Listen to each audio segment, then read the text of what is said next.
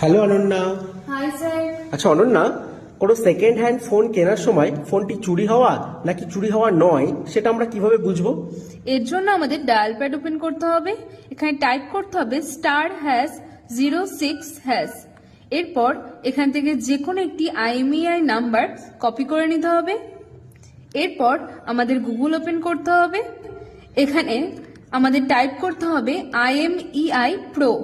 এরপর এখানে যে প্রথম ওয়েবসাইটটি আছে এটিকে ওপেন করতে হবে। এরপর নিচে এখানে IMEI নাম্বারটা আমাদের পেস্ট করতে হবে। এরপর এখানে I am not a robot এটিকে চেক করতে হবে।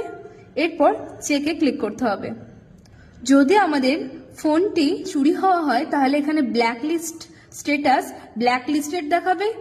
যদি ফোনটি আমাদের চুরি হওয়া না হয় তাহলে ব্ল্যাকলিস্ট স্ট্যাটাস ক্লিন দেখাবে। বাহ, একদম ঠিক বলেছো। এভাবে আমরা প্রত্যেকটা ফোন বুঝতে পারবো সেটা চুরি হওয়া নাকি চুরি হওয়া নয়। হ্যাঁ স্যার।